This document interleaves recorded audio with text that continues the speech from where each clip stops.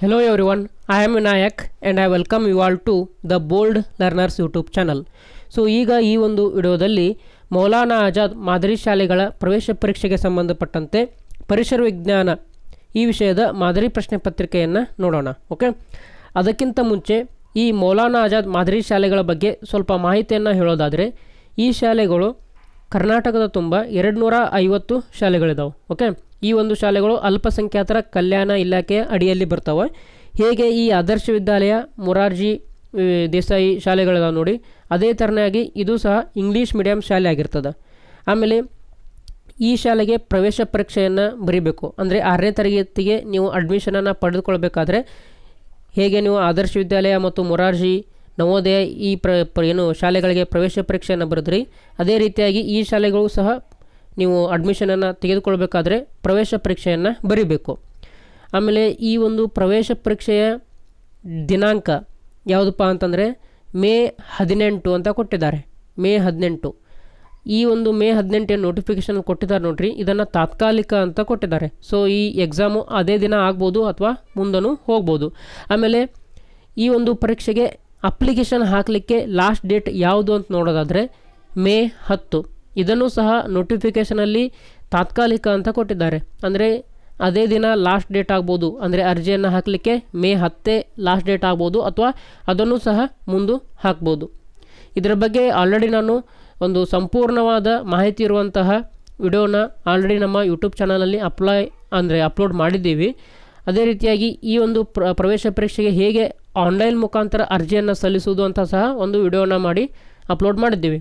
So ನಿಮಗೇನಾದರೂ ಈ ಒಂದು ಪರೀಕ್ಷೆಗೆ ಅಪ್ಲೈ ಮಾಡುವಾಗ ಏನಾದರೂ ತೊಂದರೆ ಉಂಟಾದಲ್ಲಿ ನಮ್ಮ ವಾಟ್ಸಪ್ ನಂಬರ್ಗೆ ನಿಮ್ಮ ದಾಖಲಾತಿಗಳನ್ನು ನಮಗೆ ಮೆಸೇಜ್ ಮಾಡಿದರೆ, ಅಂದರೆ ವಾಟ್ಸಪ್ ಮುಖಾಂತರ ನಿಮ್ಮ ಫೋಟೋ ಆಗಿರ್ಬೋದು, ನಿಮ್ಮ SATS ನಂಬರ್ ಆಗಿರ್ಬೋದು, ಇನ್ಕಮ್ ಕಾಸ್ಟ್ ಸರ್ಟಿಫಿಕೇಟ್ ನಂಬರ್ಗಳಾಗಿರ್ಬೋದು, RD ನಂಬರ್ ಆಗಿರ್ಬೋದು, ಆಮೇಲೆ ಫೋಟೋ ಆಗಿರ್ಬೋದು, ಇದನ್ನೆಲ್ಲ ನಮಗೆ ವಾಟ್ಸಪ್ ಮುಖಾಂತರ ನೀವು ಸೆಂಡ್ ಮಾಡಿದರೆ ನಾವೇ ಅತಿ ಕಡಿಮೆ ಶುಲ್ಕವನ್ನು ತೆಗೆದುಕೊಂಡು ನಿಮಗೆ ಅಪ್ಲಿಕೇಶನನ್ನು ಹಾಕಿಕೊಡ್ತೀವಿ. ಓಕೆ, ಸೊ ಹಾಗಾದರೆ ನಮ್ಮ ವಾಟ್ಸಪ್ ನಂಬರನ್ನು ಈಗ ನಿಮ್ಮ ಸ್ಕ್ರೀನ್ ಮೇಲೆ ಬರುತ್ತೆ ನೋಡಿ.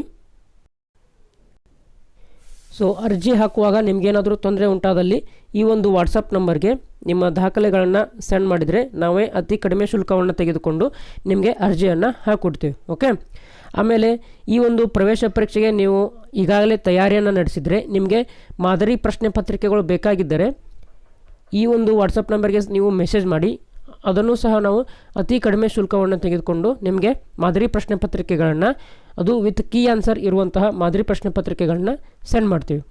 ಹಾಗಾದರೆ ಈಗ ಪರಿಸರ ವಿಜ್ಞಾನ ವಿಷಯದ ಮಾದರಿ ಪ್ರಶ್ನೆ ಪತ್ರಿಕೆಯನ್ನು ನೋಡೋಣ. ಆಮೇಲೆ ಇನ್ನೊಂದು ಕ್ವಶನ್ ನಮಗೆ ಭಾಳಷ್ಟು ಪಾಲಕರು ಕೇಳ್ತಾ ಇರೋದೇನಪ್ಪ ಅಂತಂದರೆ, ಇದನ್ನು ಎಲ್ಲ ಜಾತಿಯವರು, ಎಲ್ಲ ಕಾಸ್ಟ್ನವರು ಬರಿಬಹುದಾ ಅಂತೇಳಿ. ಹೌದು, ಇದನ್ನು ಎಲ್ಲ ಕಾಸ್ಟ್ನವರು ಬರಿಬೋದು. ಎಲ್ಲರಿಗೂ ಸಹ ರಿಸರ್ವೇಷನ್ ಇದೆ. ಸೊ ಎಲ್ಲರೂ ಇದನ್ನು ಅಪ್ಲೈ ಮಾಡ್ಬೋದು. ಹಾಗಾದರೆ ಈಗ ಪರಿಸರ ವಿಜ್ಞಾನ ಮಾದರಿ ಪ್ರಶ್ನೆ ಪತ್ರಿಕೆಯನ್ನು ಸಾಲ್ವ್ ಮಾಡೋಣ. ಈಗ ಸ್ಕ್ರೀನ್ ಮೇಲೆ ಕಾಣ್ತಿರುವಂತಹ ಪ್ರಶ್ನೆ ಪತ್ರಿಕೆ ಯಾವುದಪ್ಪ ಅಂತಂದರೆ, ಮೊನ್ನೆ 27ನೇ ತಾರೀಕು ಅಂದರೆ 27 ಏಪ್ರಿಲ್ 2025 ಅಲ್ಪಸಂಖ್ಯಾತರ ಶಾಲೆಗಳ ಪ್ರವೇಶ ಪರೀಕ್ಷೆ ನಡೀತು ನೋಡು, ಅದರ ಪರಿಸರ ವಿಜ್ಞಾನ ಪ್ರಶ್ನೆ ಪತ್ರಿಕೆ ಇದು. ಸೊ ಇದನ್ನು ಸಹ ಸಾಲ್ವ್ ಮಾಡೋಣ. ಆಮೇಲೆ ಈ ಮುಂಬರುವಂತಹ ಮೌಲಾನಾ ಆಜಾದ್ ಪ್ರವೇಶ ಪರೀಕ್ಷೆ ಏನಿದೆ, ಸೊ ಆ ಪರೀಕ್ಷೆಗೆ ಹೇಗೆ ಪ್ರಶ್ನೆಗಳು ಬರಬಹುದು ಅಂತಲೂ ಸಹ ಡಿಸ್ಕಸ್ ಮಾಡೋಣ. ಹಾಗಾದರೆ ಮೊದಲನೇ ಪ್ರಶ್ನೆಯನ್ನು ನೋಡಿ, ಭೂಮಿ ಮತ್ತು ಇತರ ಗ್ರಹಗಳು ಸೂರ್ಯನ ಸುತ್ತ ಸುತ್ತುತ್ತಿವೆ ಎಂದು ಪ್ರತಿಪಾದಿಸಿದ ವಿಜ್ಞಾನಿಗಳು ಯಾರು ಅಂತ ಕೇಳಿದ್ದಾರೆ. Scientist who postulated that the earth and other planets revolve around the sun. ಅಂದರೆ ಸೂರ್ಯನ ಸುತ್ತ ಭೂಮಿಯನ್ನು ಒಳಗೊಂಡು ಮತ್ತು ಇತರ ಗ್ರಹಗಳು ಹೇಗೆ ಸುತ್ತುತ್ತವೆ ಅಂತೇಳಿ ಮೊದಲಿಗೆ ನಮ್ಗೆ ಹೇಳಿದವರು ಯಾರು ಅಂತ ಪ್ರಶ್ನೆಯನ್ನು ಕೇಳಿದ್ದಾರೆ. ಆಪ್ಷನ್ಗಳು ಕೊಟ್ಟಿದ್ದಾರೆ, ಇಲ್ಲಿ ಎಲ್ಲ ಸೈಂಟಿಸ್ಟ್ಗಳ ಆಪ್ಷನ್ಗಳನ್ನ ಕೊಟ್ಟಿದ್ದಾರೆ. ಸೊ ಈ ಪ್ರಶ್ನೆ ಯಾವ ಪಾಠದಿಂದ ಬಂದಿದೆ ಅಂತ ನೋಡೋದಾದರೆ, ನಿಮ್ಮ 5ನೇ ತರಗತಿಯ ಪರಿಸರ ವಿಜ್ಞಾನ ಪಾರ್ಟ್ 2 ಅಲ್ಲಿ ಬಾನಂಗಳ ಎಂಬ ಪಾಠ ಇದೆ. ಸೊ ಆ ಪಾಠದಿಂದ ಈ ಒಂದು ಪ್ರಶ್ನೆ ಬಂದಿದೆ. ಹಾಗಾದರೆ ಆ ಪಾಠವನ್ನೇ ಓಪನ್ ಮಾಡಿ ನಿಮಗೆ ಈ ಒಂದು ಉತ್ತರವನ್ನು ಕಂಡುಕೊಳ್ಳೋಣ ಈಗ. ಓಕೆ, ನೀವಿಲ್ಲಿ ನೋಡ್ಬೋದು, ಬಾನಂಗಳ ಎಂಬ ಪಾಠವನ್ನು ಓಪನ್ ಮಾಡಿದ್ದೇನೆ. ಇದರಲ್ಲಿ 72ನೇ ಪೇಜನ್ನು ನೋಡೋಣ ನಾವೀಗ. ಓಕೆ, 72ನೇ ಪೇಜ್ ನೋಡ್ಬೋದು ನೀವು ಇಲ್ಲಿ 72ನೇ ಪೇಜನ್ನು ಓಪನ್ ಮಾಡಿದ್ದೀನಿ. ಸೊ ಈ ಒಂದು ಏನು ಬಾಕ್ಸ್ ಇದೆ, ಇದರಿಂದ ಆ ಪ್ರಶ್ನೆ ಬಂದಿದೆ. ಸೊ ಎಲ್ಲಿದೆ ಅಂತ ನೋಡೋದಾದರೆ, ಭೂಮಿ ಮತ್ತು ಇತರ ಗ್ರಹಗಳು ಸೂರ್ಯನ ಸುತ್ತ ಸುತ್ತುತ್ತಿವೆ ಎಂದು ನಿಕೋಲಸ್ ಕೋಪರ್ನಿಕಸ್ ಮತ್ತು ಜೋಹಾನಸ್ ಕೆಪ್ಲರ್ ಸಹ ಪ್ರತಿಪಾದಿಸಿದರು ಅಂತೇಳಿ ಈ ಸೆಂಟೆನ್ಸ್ ಇದೆ ಅಲ್ವಾ. ಸೊ ಇಲ್ಲಿಂದ ನಿಮಗೆ ಆ ಪ್ರಶ್ನೆ ಬಂದಿದೆ. ಅಂದರೆ ನಿಮ್ಮ ಟೆಕ್ಸ್ಟ್ ಬುಕ್ನಲ್ಲಿ ಯಾವುದ್ಯಾವುದೆಲ್ಲ ಈ ಥರ ಬೋಲ್ಡ್ ಫಾಂಟ್, ಈ ಬೋಲ್ಡ್ ಫಾಂಟ್ ಅಂದರೆ ರಬ್ಬಗ ಇದೆ ನೋಡಿರಿ ಅಕ್ಷರ, ಸೊ ಯಾವುದ್ಯಾವುದೆಲ್ಲ ಈ ಥರ ಬಂದಿದೆ ಇವೆಲ್ಲ ಇಂಪಾರ್ಟೆಂಟು. ಸೊ ಹಾಗಾದರೆ ಇದಕ್ಕೆ ಆನ್ಸರ್ ಯಾವುದು? ನಿಕೋಲಸ್ ಕೋಪರ್ನಿಕಸ್ ಮತ್ತು ಜೋಹಾನಸ್ ಕೆಪ್ಲರ್ ಅನ್ನುವಂಥದ್ದು. ಹಾಗಾದರೆ ಈ ಮುಂಬರುವಂತಹ ಏನು ಮೌಲಾನಾ ಆಜಾದ್ ಪ್ರವೇಶ ಪರೀಕ್ಷೆ ಇದೆ ನೋಡ್ರಿ, ಸೊ ಆ ಪರೀಕ್ಷೆಯಲ್ಲಿ ಯಾವ ರೀತಿಯಾದ ಕ್ವಶನ್ ಬರ್ಬೋದು ಅಂತ ನೋಡೋದಾದರೆ ಇದನ್ನೇ ಸ್ವಲ್ಪ ಮೇಲಕ್ಕೆ ತೊಗೊತೀನಿ. ಇಲ್ಲಿ ನೋಡಿ ಏನಿದೆಪ್ಪ ಅಂತಂದರೆ, ಭೂಮಿಯು ಇತರ ಗ್ರಹಗಳೊಂದಿಗೆ ಸೂರ್ಯನ ಸುತ್ತ ಸುತ್ತುತ್ತಿವೆ ಎಂದು ಮೊದಲು ಪ್ರತಿಪಾದಿಸಿದವನು ಭಾರತೀಯ ಖಗೋಳ ವಿಜ್ಞಾನಿ ಹಾಗೂ ಗಣಿತ ತಜ್ಞನಾಗಿದ್ದ ಆರ್ಯಭಟ ಅಂತೇಳಿ. ಅಂದರೆ ಆರ್ಯಭಟನ ಬಗ್ಗೆ ಒಂದು ಕ್ವಶನ್ ಬರ್ಬೋದು. ಹೇಗೆ ಬರ್ಬೋದಪ್ಪ ಅಂತಂದರೆ, ಭೂಮಿಯು ಇತರ ಗ್ರಹಗಳೊಂದಿಗೆ ಸೂರ್ಯನ ಸುತ್ತ ಸುತ್ತುತ್ತಿವೆ ಎಂದು ಮೊದಲು ಪ್ರತಿಪಾದಿಸಿದ ಭಾರತೀಯ ಖಗೋಳ ವಿಜ್ಞಾನಿ ಯಾರು ಅಂತ ಕೇಳ್ಬೋದು ಅವರು. ಆವಾಗ ಉತ್ತರ ಆಗ್ತದೆ ಆರ್ಯಭಟ ಅಂತ ಆಗ್ತದೆ. ಓಕೆ, ಆನಂತರ ಇನ್ನೊಂದು ಕ್ವಶನ್ ಹೇಗೆ ಬರ್ಬೋದಪ್ಪ ಅಂತಂದರೆ, ಇಲ್ಲಿ ನೋಡಿ ಏನಪ್ಪ ಅಂತಂದರೆ, ಸೂರ್ಯನ ಸುತ್ತ ಸುತ್ತುವ ಭೂಮಾರ್ಗವನ್ನು ಏನೆಂದು ಕರೆಯುವರು ಅಂತ ಕೇಳ್ಬೋದು. ಸೊ ಅದಕ್ಕೆ ಆನ್ಸರ್ ಏನಾಗ್ತದೆ? ಭೂಪಥ ಅಂತ ಆಗ್ತದೆ. ಅದಕ್ಕೆ ಆಮೇಲೆ ಇನ್ನೊಂದು ಪ್ರಶ್ನೆ ಈ ಒಂದು ಪಾಠದಿಂದ ಆಲ್ರೆಡಿ ಬಂದಂಥ ಪ್ರಶ್ನೆ ಯಾವುದಪ್ಪ ಅಂತಂದರೆ, ಭೂಮಿಯ ಆಕಾರ ಯಾವುದು ಅಂತೇಳಿ ಎಲ್ಲ ನಿಮ್ಮ ಟೆಕ್ಸ್ಟ್ ಬುಕ್ಕಿಂದನೇ ಬರ್ತದೆ. ಭೂಮಿಯ ಆಕಾರ ಯಾವುದು ಅಂತೇಳಿ ಇಲ್ಲಿ ಕೊಟ್ಟಿದ್ದಾರೆ ನೋಡಿರಿ. ಭೂಮಿಯ ಆಕಾರ ವಿಜ್ಞಾನಿಗಳ ಪ್ರಕಾರ ಭೂಮಿಯು ಧ್ರುವಗಳಲ್ಲಿ ಸ್ವಲ್ಪ ಚಪ್ಪಟೆಯಾಗಿಯೂ ಮತ್ತು ಸಮಭಾಜಕ ವೃತ್ತದ ಬಳಿ ಸ್ವಲ್ಪ ಉಬ್ಬಿದೆ ಎಂದು ಖಚಿತವಾಗಿದೆ. ಹೀಗಾಗಿ ಇಂತಹ ಆಕಾರವನ್ನು ಜಿಯಾಯ್ಡ್ ಅಥವಾ ಭೂಮ್ಯಾಕಾರ ಎಂದು ಕರೆಯಲಾಗಿದೆ ಅಂತ ಆನ್ಸರ್ ಇಲ್ಲಿ ಕೊಟ್ಟಿದ್ದಾರೆ. ಹಾಗಾದರೆ ಪ್ರಶ್ನೆ ಹೇಗೆ ಬರ್ಬೋದು? ಭೂಮಿಯ ಆಕಾರ ಯಾವುದು ಅಥವಾ ಹೇಗಿದೆ ಅಂತ ಕೇಳ್ಬೋದು. ಸೊ ಅದಕ್ಕೆ ಉತ್ತರ ಯಾವುದಾಗ್ತದೆ? ಜಿಯಾಯ್ಡ್ ಅಥವಾ ಭೂಮ್ಯಾಕಾರ ಅಂತ ಆನ್ಸರ್ ಆಗ್ತದೆ. ಓಕೆ, ಸೊ ಹೀಗೆ ಪ್ರತಿಯೊಂದು ಸೆಂಟೆನ್ಸಿಂದನೂ ಸಹ ನಿಮಗೆ ಪ್ರಶ್ನೆಗಳು ಬರ್ಬೋದು. ಹಾಗಾದರೆ ನೆಕ್ಸ್ಟ್ ಈಗ ಏನು ಮಾಡೋಣಪ್ಪ ಅಂದರೆ 82ನೇ ಪ್ರಶ್ನೆಗೆ ಹೋಗೋಣ.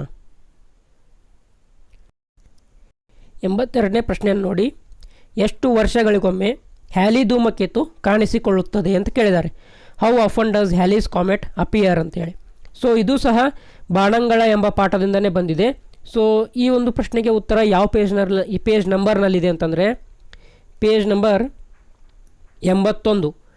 ಓಕೆ, ಪಾರ್ಟ್ 2 ಬಾಣಂಗಳ ಎಂಬ ಪಾಠದಿಂದ ಪೇಜ್ ನಂಬರ್ 81 ಇದರಲ್ಲಿ ಏನಿದು ಆನ್ಸರ್ ನಮಗೆ ಸಿಗ್ತದೆ. ಎಷ್ಟು ವರ್ಷಗಳಿಗೊಮ್ಮೆ ಹ್ಯಾಲಿ ಧೂಮಕೇತು ಕಾಣಿಸಿಕೊಳ್ಳುತ್ತದೆ ಅಂತಂದರೆ ಇದಕ್ಕೆ ಸರಿಯಾದ ಉತ್ತರ ಆಪ್ಷನ್ ಡಿ ಯಲ್ಲಿರುವಂತಹ 76 ವರ್ಷಗಳು ಅಂತೇಳಿ. ಓಕೆ, ಹಾಗಾದರೆ 83ನೇ ಪ್ರಶ್ನೆ ನೋಡಿ, ಭಾರತದ ದಕ್ಷಿಣದ ತುತ್ತ ತುದಿಯನ್ನು ಏನೆಂದು ಕರೆಯುತ್ತಾರೆ? What is the southern most tip of India card ಅಂತ ಕೇಳಿದ್ದಾರೆ. ಅಂದರೆ ಈ ಥರ ನಮ್ಮ ಇಂಡಿಯಾ ಮ್ಯಾಪ್ ಇದ್ದರೆ ಸದರ್ನ್ ಮೋಸ್ಟ್ ಟಿಪ್ ಅಂತಂದರೆ ಯಾವುದು? ಕೆಳಗಡೆ ಇರುವಂಥದ್ದು. ಸೊ ಈ ದಕ್ಷಿಣದ ತುತ್ತ ತುದಿಯನ್ನು ಏನೆಂದು ಕರೆಯುತ್ತಾರೆ ಅಂತ ಕೇಳಿದ್ದಾರೆ. ಸೊ ನಿಮಗೆ ಮುಂದೆ ಬರುವಂಥ ಎಕ್ಸಾಮ್ನಲ್ಲಿ ಏನು ಈಸ್ಟ್ನಲ್ಲಿರುವಂಥ ತುದಿಯನ್ನು ಕೇಳ್ಬೋದು, ಅಥವಾ ವೆಸ್ಟ್ ತುದಿ ಕೇಳ್ಬೋದು, ಅಥವಾ ಏನು ನಾರ್ತ್ ತುದಿ ಸಹ ಕೇಳ್ಬೋದು. ಸೊ ಈಗ ಸದ್ಯಕ್ಕೆ ದಕ್ಷಿಣದ ತುದಿಯನ್ನು ಕೇಳಿದ್ದಾರೆ.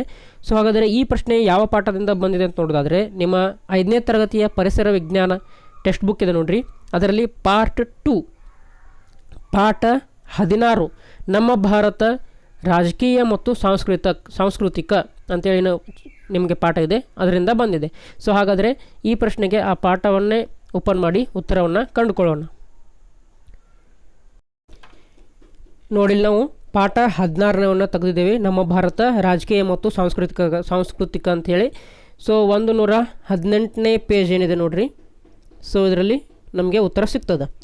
ಎಲ್ಲಿದೆಪ್ಪ ಅಂತಂದರೆ ಇದರಲ್ಲಿ ಓದಿ ತಿಳಿ ಅಂತೇಳಿ ಪ್ರಶ್ನೆ ಇದೆ ನೋಡಿ ಬಾಕ್ಸು, ಇದರಿಂದ ನಮಗೆ ಆ ಪ್ರಶ್ನೆಯನ್ನು ಕೇಳಿದ್ದಾರೆ.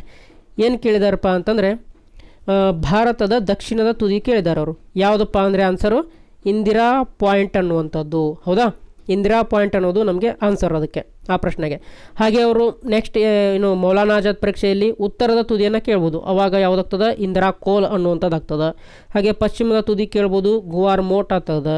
ಓಕೆ, ಹಾಗೆ ಪೂರ್ವ ತುದಿ ಕೇಳಿದರೆ ಕಿಬಿತು ಅನ್ನುವಂಥದ್ದು ಆಗ್ತದೆ.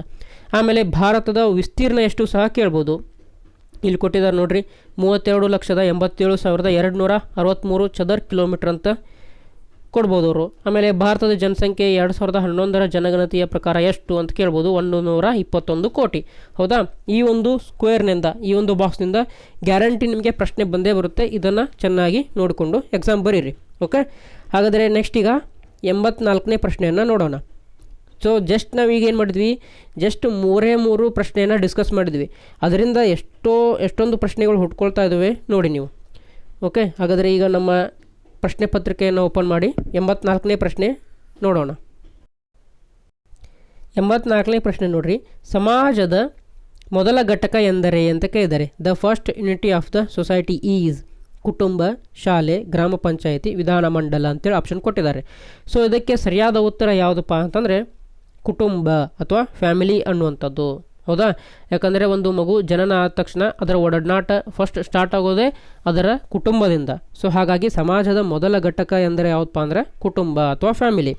ಸೊ ಈ ಪ್ರಶ್ನೆಯನ್ನು ಯಾವ ಪಾಠದಿಂದ ತೆಗೆದುಕೊಂಡಿದ್ದಾರೆ ಅಂತ ನೋಡೋದಾದರೆ, ನಿಮ್ಮ ಪರಿಸರ ವಿಜ್ಞಾನ ಪಠ್ಯಪುಸ್ತಕದ ಪಾರ್ಟ್ 1 ದಲ್ಲಿ ಬರುವಂತಹ ಕುಟುಂಬ ಎಂಬ ಪಾಠದಿಂದ ಬಂದಿದೆ. ಹೌದಾ, ನೆಕ್ಸ್ಟ್ ಈಗ 85ನೇ ಪ್ರಶ್ನೆಯನ್ನು ನೋಡೋಣ. ಸರ್ಕಾರಿ ಶಾಲೆಗಳಲ್ಲಿ ಕರ್ನಾಟಕದ ಸರ್ಕಾರದ ಮಹತ್ವಾಕಾಂಕ್ಷಿ ಮಧ್ಯಾಹ್ನದ ಉಪಹಾರ ಯೋಜನೆಯಡಿಯಲ್ಲಿ 1ರಿಂದ 5ನೇ ತರಗತಿಯ ಪ್ರತಿ ವಿದ್ಯಾರ್ಥಿಗೆ ಒದಗಿಸುತ್ತಿರುವ ಅಕ್ಕಿಯ ಪ್ರಮಾಣ ಅಂತ ಕೇಳಿದ್ದಾರೆ. ಅಂದರೆ the quantity of rice being provided to each student of class 1 to 5 under the Karnataka government's ambitious mid day meal scheme in government's school is ಅಂತೇಳಿ. ಅಂದರೆ ಯಾರ್ಯಾರೆಲ್ಲ ನೀವು ಸರ್ಕಾರಿ ಶಾಲೆಗಳಿಗೆ ಹೋಗ್ತೀರಾ ಅವರೆಲ್ಲ ಮಧ್ಯಾಹ್ನದ ಬಿಸಿ ಊಟವನ್ನು ತಿಂದೇ ಇರ್ತೀರ. ಹೌದಾ, ಸೊ ಮಧ್ಯಾಹ್ನದ ಬಿಸಿ ಊಟದಲ್ಲಿ ನಿಮಗೀಗ ಅನ್ನ ಮತ್ತು ಸಾಂಬಾರು ಕೊಡ್ತಿದ್ದಾರೆ, ಆಮೇಲೆ ಮೊಟ್ಟೆಯನ್ನು ಕೊಡ್ತಿದ್ದಾರೆ. ಅದೇ ರೀತಿಯಾಗಿ ಬೆಳಗ್ಗೆ ಪ್ರೇಯರ್ ಆದ ತಕ್ಷಣ ಹಾಲನ್ನು ಕೊಡ್ತಿದ್ದಾರೆ. ಆಮೇಲೆ ನಿಮಗೆ ಮಧ್ಯಾಹ್ನ ಚಿಕ್ಕಿಯನ್ನು ಕೊಡ್ತಿದ್ದಾರೆ. ಹೌದಾ, ಶೇಂಗಾದಲ್ಲಿ ಮಾಡಿರುವಂತಹ ಚಿಕ್ಕಿಯನ್ನು ಕೊಡ್ತಿದ್ದಾರೆ. ಸೊ ಇದೆಲ್ಲ ಯಾವುದರಲ್ಲಿ ಬರ್ತದಪ್ಪ ಅಂದರೆ ಮಿಡ್ ಡೇ ಮೀಲ್ ಸ್ಕೀಮಲ್ಲಿ ಬರ್ತದೆ. ಓಕೆ, ಸೊ ಅದರಲ್ಲಿ ಏನು ಪ್ರಶ್ನೆ ಕೇಳಿದಾರಪ್ಪ ಅಂದರೆ, ನಿಮಗೇನು ಅನ್ನವನ್ನು ನೀಡ್ತಾರೆ ನೋಡ್ರಿ, ಆ ಅನ್ನದ ಪ್ರಮಾಣ ಎಷ್ಟು ಅಂತೇಳಿ. ಅಂದರೆ ಪ್ರತಿ ವಿದ್ಯಾರ್ಥಿಗೂ 100 ಗ್ರಾಮ್ ಅಕ್ಕಿಯನ್ನು ನೀಡ್ತಾರೆ. ಅಂದರೆ 100 ಗ್ರಾಮ್ ಲೆಕ್ಕವನ್ನು ತೆಗೆದುಕೊಂಡು ಅನ್ನವನ್ನು ತಯಾರಿಸಿ ನಿಮಗೆ ಬಡಿಸ್ತಾರೆ ಅಂತ ಅರ್ಥ. ಹೌದಾ, ಸೊ ಹಾಗಾದರೆ ಈ ಪ್ರಶ್ನೆಗೆ ಉತ್ತರ ಎಷ್ಟಾಗಿತ್ತು? ಆಪ್ಷನ್ ಎ ಯಲ್ಲಿರುವಂತಹ 100 ಗ್ರಾಮ್ ಅನ್ನುವಂಥದ್ದು. ಹೌದಾ, ನೆಕ್ಸ್ಟ್ 86ನೇ ಪ್ರಶ್ನೆಯನ್ನು ನೋಡೋಣ. ಕೆಳಗಿನ ಆಯ್ಕೆಗಳಲ್ಲಿ ನವೀಕರಿಸಲಾಗದ ಸಂಪನ್ಮೂಲವನ್ನು ಗುರುತಿಸಿ ಅಂತ ಹೇಳಿದ್ದಾರೆ. Identify the non renewable resources from the following options ಅಂತ ಕೊಟ್ಟಿದ್ದಾರೆ. ಸೊ ಈ ಪ್ರಶ್ನೆಗೆ ನೀವು ಉತ್ತರವನ್ನು ಕಂಡುಕೊಳ್ಬೇಕಾದ್ರೆ ನಿಮಗೆ ಮೊದಲಿಗೆ ನವೀಕರಿಸಲಾಗದ ಸಂಪನ್ಮೂಲ ಅಥವಾ ನಾನ್ ರಿನ್ಯೂವೇಬಲ್ ರಿಸೋರ್ಸ್ ಅಂದರೆ ಏನು ಅಂತ ಗೊತ್ತಿರಬೇಕು. ಓಕೆ, ಸೊ ಹಾಗಾದರೆ ಈ ಪ್ರಶ್ನೆಯನ್ನು ಯಾವ ಪಾಠದಿಂದ ತೆಗೆದುಕೊಂಡಿದ್ದಾರಪ್ಪ ಅಂತಂದ್ರೆ, ನಿಮಗೆ ಭಾಗ 1 ಪರಿಸರ ವಿಜ್ಞಾನ ಪಠ್ಯಪುಸ್ತಕದ ಭಾಗ 1 ಅದರಲ್ಲಿ ಬರುವಂತಹ ನೈಸರ್ಗಿಕ ಸಂಪನ್ಮೂಲಗಳು ಏನು ಪಾಠ ಇದೆ ನೋಡ್ರಿ.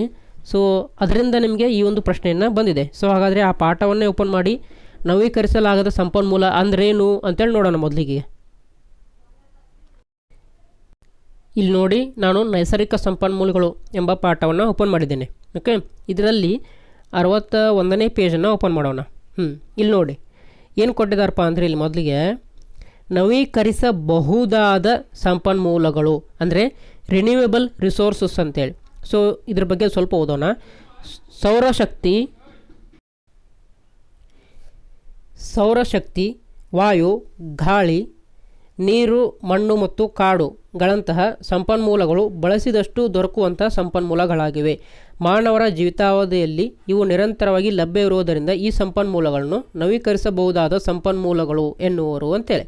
ಅಂದರೆ ನವೀಕರಿಸಬಹುದಾದ ಅಥವಾ ರಿನ್ಯೂವೇಬಲ್ ರಿಸೋರ್ಸಸ್ ಅಂದರೆ ಏನಪ್ಪ ಅಂತಂದರೆ, ಮಾನವ ಎಷ್ಟೇ ಆ ಸಂಪನ್ಮೂಲಗಳನ್ನು ಬಳಸಿದರೂ ಸಹ ಅವು ಒಟ್ಟು ಖಾಲಿ ಆಗೋದಿಲ್ಲ ಅಂಥೇಳಿ. ಓಕೆ, ನೀವು ಎಷ್ಟು ಬೇಕಾದರೂ ಬಳಸಿ ಅವು ಒಟ್ಟೆ ಖಾಲಿ ಆಗೋದಿಲ್ಲ. ಹೌದಾ, ಅಂದರೆ ಅಂದರೆ ಖಾಲಿ ಆಗದಂತಹ ಸಂಪನ್ಮೂಲಗಳನ್ನು ನವೀಕರಿಸಬಹುದಾದ ಸಂಪನ್ಮೂಲಗಳು ಅಂತ ಅನ್ಬೋದು ನಾವು. ಹೌದಾ, ಅಂದರೆ ಫಾರ್ ಎಕ್ಸಾಂಪಲ್ ಈಗ ನಾವು ಗಾಳಿಯನ್ನು ಎಷ್ಟು ಬಳಸಿದರೂ ಸಹ ಅದು ಖಾಲಿ ಆಗೋದಿಲ್ಲ. ಆಮೇಲೆ ಸೌರಶಕ್ತಿ ಅಂದರೆ ಸೂರ್ಯನಿಂದ ಬರುವಂತಹ ಬೆಳಕು. ಹೌದಾ, ಸೊ ಆ ಸೂರ್ಯನಿಂದ ಬರುವಂತಹ ಬೆಳಕನ್ನು ನಾವು ಎಷ್ಟೇ ಬಳಸಿದರೂ ಸಹ ಅದೇನು ಖಾಲಿ ಆಗ್ತದಾ? ಇಲ್ಲ. ಅದೇ ರೀತಿಯಾಗಿ ನೀರು ನೀರು ನಮ್ಮ ಭೂಮಿಯಲ್ಲಿ ಭಾಳಷ್ಟಿದೆ, ಹೌದಾ, ಸಮುದ್ರದಲ್ಲಿ, ಸಾಗರದಲ್ಲಿ, ಹೊಳೆಯಲ್ಲಿ. ಸೊ ಅವುಗಳನ್ನ ಎಷ್ಟೇ ಬಳಸಿದರೂ ಸಹ ಅದು ಖಾಲಿಯಾಗೋದಿಲ್ಲ. ಸೊ ಮತ್ತು ಮಣ್ಣು ಎಷ್ಟು ಭೂಮಿಯ ಮೇಲೆ ಎಷ್ಟು ಬೇಕಾದಷ್ಟಿದೆ, ಹೌದಾ, ಅದು ಸಹ ನಾವು ಎಷ್ಟು ಬಳಸಿದರೂ ಸಹ ಖಾಲಿ ಆಗೋದಿಲ್ಲ.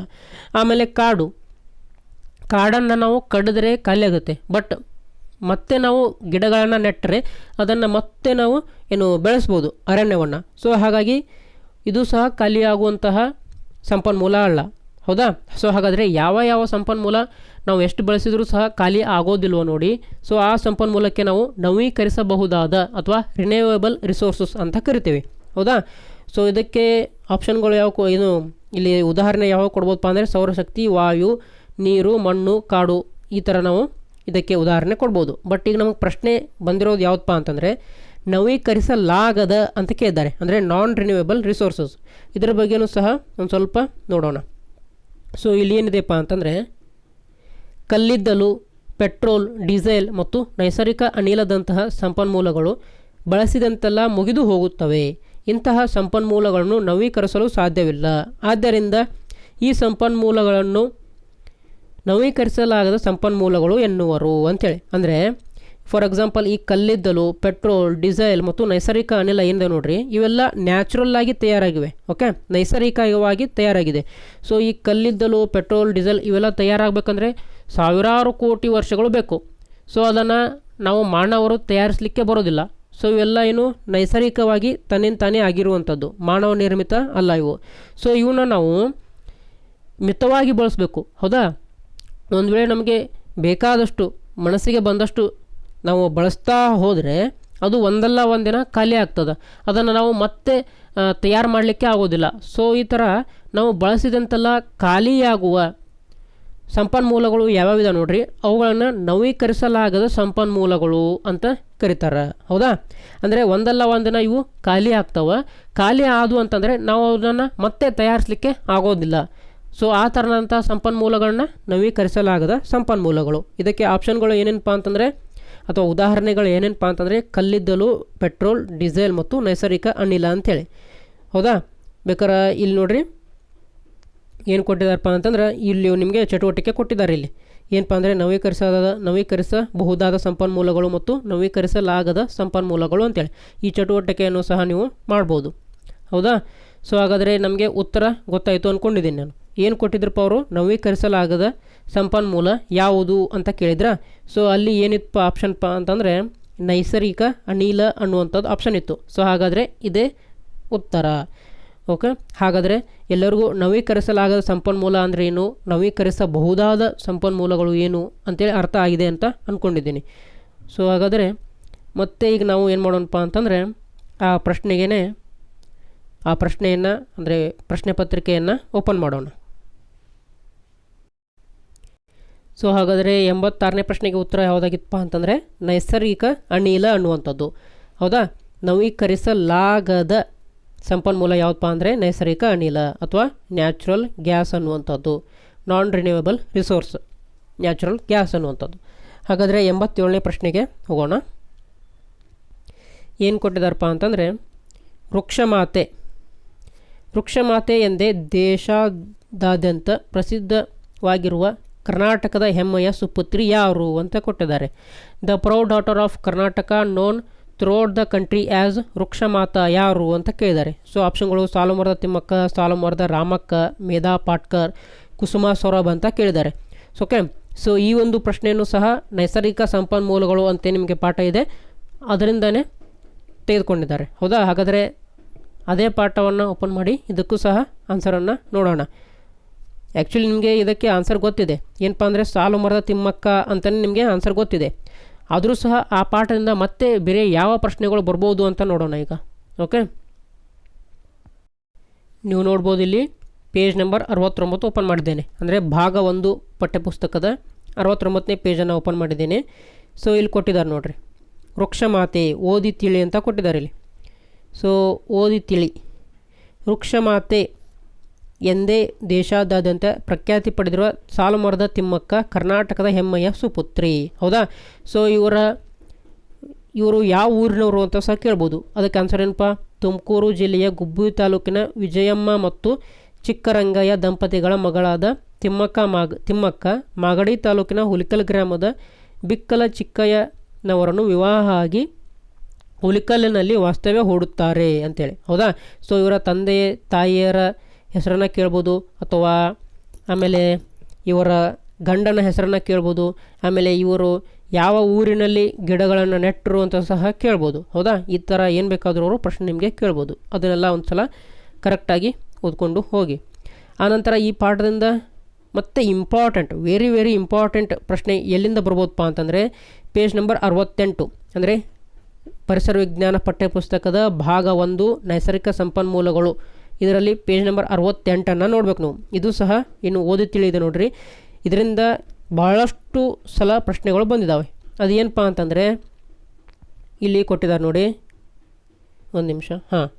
ಕರ್ನಾಟಕದ ಜೀವ ವೈವಿಧ್ಯದಿಂದ ಕೂಡಿದ ಪಶ್ಚಿಮ ಘಟ್ಟದ ಅರಣ್ಯಗಳನ್ನು ನಾಶವನ್ನು ತಡೆಗಟ್ಟಲು ಪಾಂಡುರಂಗ ಹೆಗಡೆಯವರು ಅಪ್ಪಿಕೋ ಚಳುವಳಿಯನ್ನು ಪ್ರಾರಂಭಿಸಿದರು ಅಂತೇಳಿ. ಕ್ವಶನ್ ಹೇಗೆ ಬರ್ಬೋದು? ಅಪ್ಪಿಕೋ ಚಳುವಳಿಯನ್ನು ಪ್ರಾರಂಭಿಸಿದವರು ಯಾರು ಅಂತ ಕೇಳ್ಬೋದು. ಅದಕ್ಕೆ ಆನ್ಸರ್ ಏನು? ಪಾಂಡುರಂಗ ಹೆಗಡೆಯವರು ಅಂತೇಳಿ. ಆಮೇಲೆ ಅಪ್ಪಿಕೋ ಚಳುವಳಿ ಎಲ್ಲಿ ನಡೆಯಿತು ಅಥವಾ ಯಾವ ಅರಣ್ಯಗಳ ನಾಶವನ್ನು ತಡೆಗಟ್ಟಲು ನಡೆಯಿತು ಅಂತ ಕೇಳಿದರೆ ಆನ್ಸರೇನು? ಪಶ್ಚಿಮ ಘಟ್ಟದ ಅರಣ್ಯಗಳ ನಾಶವನ್ನು ತಡೆಗಟ್ಟಲು ಅಂತೇಳಿ. ಹೌದಾ? ಸೊ ಇದರಿಂದನೇ ಎಷ್ಟು ಪ್ರಶ್ನೆಗಳು ಬಂದು ಅಂತಂದರೆ 2 ಲೈನಿಂದ 2 ಪ್ರಶ್ನೆಗಳು ಹುಟ್ಟುಕೊಂಡು. ಅದೇ ರೀತಿ ಕೇರಳದಲ್ಲಿರುವ ಜೀವ ವೈವಿಧ್ಯ ತಾಣವಾದ ಮೌನ ಕಣಿವೆಯಲ್ಲಿ ಜಲವಿದ್ಯುತ್ ಯೋಜನೆ ಪ್ರಾರಂಭಿಸಲು ಸರ್ಕಾರ ಯತ್ನಿಸಿದಾಗ ಪರಿಸರವಾದಿಗಳು ಮೌನ ಕಣಿವೆ ಹೋರಾಟದ ಮೂಲಕ ಯೋಜನೆಯನ್ನು ತಡೆ ಹಿಡಿದರು ಅಂತೇಳಿ. ಓಕೆ, ಸೊ ಇದರಿಂದ ಹೀಗೆ ಪ್ರಶ್ನೆ ಬರ್ಬೋದಪ್ಪ ಅಂತಂದರೆ ಕೇರಳದಲ್ಲಿರುವ ಜೀವ ವೈವಿಧ್ಯ ತಾಣವನ್ನು ಕಾಪಾಡಲು ಯಾವ ಹೋರಾಟವನ್ನು ಪರಿಸರವಾದಿಗಳು ಪ್ರಾರಂಭಿಸಿದರು ಅಂತ ಕೇಳ್ಬೋದು. ಅದಕ್ಕೆ ಆನ್ಸರ್ ಏನು? ಮೌನ ಕಣಿವೆ ಹೋರಾಟ ಅಂತೇಳಿ. ಅಥವಾ ಹೀಗೂ ಕೇಳ್ಬೋದು, ಮೌನ ಕಣಿವೆ ಹೋರಾಟ ಯಾವ ರಾಜ್ಯದಲ್ಲಿ ನಡೆಯಿತು ಅಂತೇಳಿ. ಯಾವ ರಾಜ್ಯಪ್ಪ ಅಂದರೆ ಕೇರಳ ರಾಜ್ಯದಲ್ಲಿ ನಡೆಯಿತು ಅಂತೇಳಿ. ಇದರಿಂದ ಸಹ 2 ಪ್ರಶ್ನೆಗಳು ಹುಟ್ಟುಕೊಂಡು.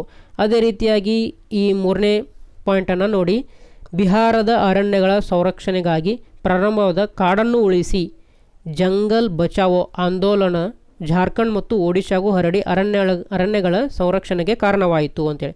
ಹೇಗೆ ಕೇಳ್ಬೋದಪ್ಪ ಪ್ರಶ್ನೆ ಅಂತಂದರೆ, ಜಂಗಲ್ ಬಚಾವೋ ಆಂದೋಲನ ಯಾವ ರಾಜ್ಯದಲ್ಲಿ ಪ್ರಾರಂಭವಾಯಿತು? ಏನಪ್ಪ ಅಂದರೆ ಅದಕ್ಕೆ ಆನ್ಸರು ಬಿಹಾರ ರಾಜ್ಯದಲ್ಲಿ ಪ್ರಾರಂಭವಾಯಿತು. ಅಥವಾ ಬಿಹಾರದ ಅರಣ್ಯಗಳ ಸಂರಕ್ಷಣೆಗಾಗಿ ಪ್ರಾರಂಭವಾದ ಆಂದೋಲನ ಯಾವುದು ಅಂತ ಕೇಳ್ಬೋದು. ಅದಕ್ಕೆ ಉತ್ತರವು ಸಹ ಕಾಡನ್ನು ಉಳಿಸಿ ಅಥವಾ ಜಂಗಲ್ ಬಚಾವೋ ಎಂಬ ಆಂದೋಲನ ಅಂತ ಹೇಳ್ಬೋದು. ಅದೇ ರೀತಿಯಾಗಿ 4ನೇ ಪಾಯಿಂಟ್ ನೋಡಿ, ಹಿಮಾಲಯದಲ್ಲಿನ ಅರಣ್ಯಗಳ ಸಂರಕ್ಷಣೆಗಾಗಿ ಸುಂದರ್ಲಾಲ್ ಬಹುಗುಣವರು ಚಿಪ್ಕೋ ಚಳುವಳಿ ಪ್ರಾರಂಭಿಸಿ ಮರಗಳ ನಾಶವನ್ನು ತಡೆ ಹಿಡಿದರು ಅಂತೇಳಿ. ಅಂದರೆ ಏನು ಕ್ವಶನ್ ಬರ್ಬೋದಪ್ಪ ಅಂತಂದರೆ, ಚಿಪ್ಕೋ ಚಳುವಳಿಯನ್ನು ಪ್ರಾರಂಭಿಸಿದವರು ಯಾರು ಅಂತ ಕೇಳ್ಬೋದು. ಅದಕ್ಕೆ ಆನ್ಸರ್ ಏನು? ಸುಂದರ್ಲಾಲ್ ಬಹುಗುಣರವರು ಅಂತೇಳಿ. ಹೌದಾ? ಅಥವಾ ಹೀಗೂ ಕೇಳ್ಬೋದು, ಹಿಮಾಲಯದಲ್ಲಿನ ಅರಣ್ಯಗಳ ಸಂರಕ್ಷಣೆಗಾಗಿ ಪ್ರಾರಂಭವಾದ ಆಂದೋಲನ ಯಾವುದು ಅಂತ ಕೇಳಿದರೆ ಚಿಪ್ಕೋ ಚಳುವಳಿ, ಮತ್ತು ಅದನ್ನು ಪ್ರಾರಂಭಿಸಿದವರು ಯಾರಪ್ಪ ಅಂದರೆ ಸುಂದರ್ಲಾಲ್ ಬಹುಗುಣರವರು. ಹೌದಾ?